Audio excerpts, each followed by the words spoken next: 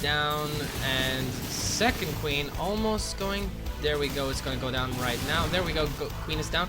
Let's see. Spore Crawler's got to be careful with that one. And he's going to try sniping the natural. Let's see if he does manage to snipe it off. Hydra's already on the way, so Hydra then is done. And Hydras are really good against Banshees. He is spreading the creep, but there's a gap here. There's a gap in between the Banshees and between the natural and the center area where FruitDealer has expanded his creep. And this expansion is almost done already. And I just gotta say that Boxer has to start pushing out soon. Somehow he has to commit to something. He can't play on defense forever. And he needs to get a bunch of units out. He needs a lot of tanks and a lot of infantry, and just start moving out before the menacing Zergling, Baneling, Hydralisk, in this case it seems, Zerg army will start to knock on his door, because I don't think there's much he can do, especially if those Banelings get loaded up again in these Overlords. And let's see, the Baneling nest is on the way right now, and probably after Centrifugal Hooks is done, we're gonna see a push from FruitDealer. And indeed, here we go at the same time. So we have the Overlord speed and the Overlord transportation being researched by FruitDealer, and we have Cloak and Combat Shield for the Terran player. And let's see if this is gonna be enough. I mean, sure, Thor's mixed into the army, but he really what he really wants to get is like I don't know, a lot of Helions. Actually, a lot of Helions. You should get a lot of Helions, Balings and Zerglings with pre-ignite. I mean, get Helions with pre-igniter, and you're gonna be much better off. And also, Helions do a ton of damage to Hydras. Hydras are light, and Zerglings are also. I don't know really. This expansion didn't die off, and Boxer should maybe try getting a planetary fortress over here. I don't know. He should really try, because otherwise, I think FruitDealer is just gonna go ahead and take this expansion as well, and contain Boxer even more. So Boxer needs to break loose of this. But let's see what his plan is.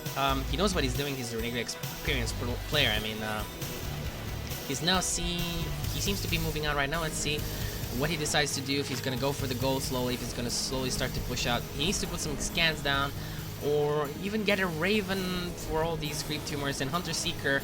Actually, Hunter Seeker, or actually Seeker Missile. I don't know why I call it that. Someone was calling it that, and I picked it up, and I'm saying Hunter Seeker. No, Seeker Missile is really great against Zerg, and especially against clusters of units like this. And the scan goes down. Where was that scan? Over here. So, and the Banshees are gonna get a few shots off on the Queen. The Queen is gonna die, and the Sunken Crawlers are gonna. The Spine Crawlers, I mean, are gonna die as well. But he's not focusing those. He's focusing the Hatchery. And does he have an Overseer here? Yep, Overseer is on the way.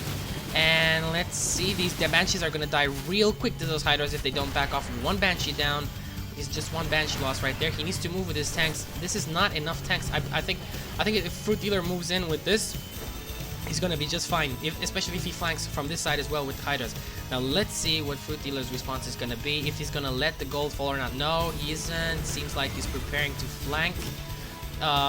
He did load up the Balings in his Overlords. Yep, there we go. And those tanks doing some damage, but not really a lot of tanks here on the edge. He needs to move these tanks up further. He needs them here, closer to the edge, so he can actually do some damage. He lost those Banshees. That wasn't really good. And whoa, maybe. Oh, and this is bad. If FruitDealer flanks from this side and this side, he's gonna sandwich Boxer here, and this is really bad. There's two tanks here, and seems like FruitDealer doesn't want to commit to anything. Boxer is being really careful right now. He doesn't want to be caught off guard by the Zerg. He doesn't want to be in the position of being flanked by all these units. There's like basically three positions that FruitDealer can do this from. But here we go. FruitDealer is deciding to commit, and some Hydras coming in from this side as well. A lot of Zerglings dying, but they are moving in, and they are doing the damage. The tanks are doing a lot of splash damage, but it seems like Boxer is going to be able to pull this up. He's going to be able to hold this. Let's see if the drops on those infantry. Yep, there we go. And the infantry does get taken out. A few more infantry units over here in the back. And, well, FruitDealer doing an okay job, but Boxer has real nice spreading of his tanks and units and these stores as well. And this gets taken out, and I think the Boxer is going to try and commit here and try and actually do something about the natural as well. But well, where are these units coming from? I mean, there's also this base over here. FruitDealer has so many bases, and I don't think this is gonna be enough. This is gonna be close, and this another tank coming to reinforce. These Thors need to attack those roaches. Wow, this was really bad. I mean, if those Thors would be attacking these roaches the whole time, those roaches would be dead. I'm pretty convinced of that. But here we have this command center unable to land, so indeed, FruitDealer just put these creep tumors down, so Boxer can't get an expansion up, and Boxer needs to expand. Boxer is going to, if not, Boxer is going to fall to the exact same thing that he fell to in the first game, and you don't really want to do that. I would suppose he learned from this, and here we go. He's moving the command center. Maybe he's just gonna even try getting this instead, but he needs to secure it, and I'm not really seeing that happening. Whoa, the roaches are really focusing these tanks down. And here we go, some more tanks on the way. This is good. This is good positioning of the tanks. I like this. And 3 tanks actually doing a lot of damage to these roaches, but will it be enough? I mean, more roaches are coming to reinforce, and more zerglings and more roaches. Just all the larva production. Basically, as soon as larvae are out, FruitDealer is morphing them into units. And here we have a bunch of overlords that are empty actually. And Boxer. Oh, we have a spore crawler over here. And the Boxer, oh no, this is so crappy. And Boxer is gonna try taking this. I don't think this is too obvious for FruitDealer to allow. So let's see. Anyway, the pre-igniter is done. Thermal pre-igniter is done, and all these chaos. I just want to check their APM. So their average APM has increased to about 170. This is a lot of APM. Crazy battles, crazy macroing going on all over the place. And let's see what FruitDealer decides to do, how he wants to, if he will decide to handle this one before it morphs into a planetary fortress. And here we go, a bunch of roaches coming here, and those mules just landed. And wow, if they go down, this is like, these mules together, put together, this is like 1800 minerals. And if they're gonna go down, then that's a big loss to Boxer. And Boxer does, let's see if he manages to actually save any of these mules. No, Boxer is basically letting this go. I don't really understand. He wants to snipe this off. 2 hatcheries here, actually, not such a bad idea. Let's see if he manages to actually pull this off, because I imagine, oh, and there's a lot of units here, a lot of zerglings, lots of roaches.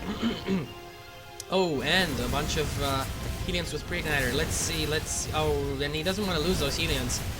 He wants to be careful with these Helions. Not sure Boxer is doing exactly what he wants. Exactly what he should be doing, I mean. And there we go, the dropship does move away. And the other dropship actually went inside FruitDealer's main. And oh, this is really bad. I mean, what happened here? I mean, he's just walked up the ramp basically and killed those structures, and is now inside Boxer's base, and Boxer is trying to commit over here, but this is like so many roaches. I mean, look at this. Look at this. Look at how many roaches he has over here. These pre-igniter Helions are trying to do all the damage they can, but Boxer is basically losing all his production. All the barracks are down, all the factories are down, and there we go, GG. And wow, FruitDealer just takes the game again. And FruitDealer's abilities seem to be like endless. He just keeps on getting bases, keeps on getting hatcheries, and basically it is what happens. He zergs you. He plays Zerg, and he zergs you. It's just what happens. And one of the best players in StarCraft history here, unable to really do anything about it.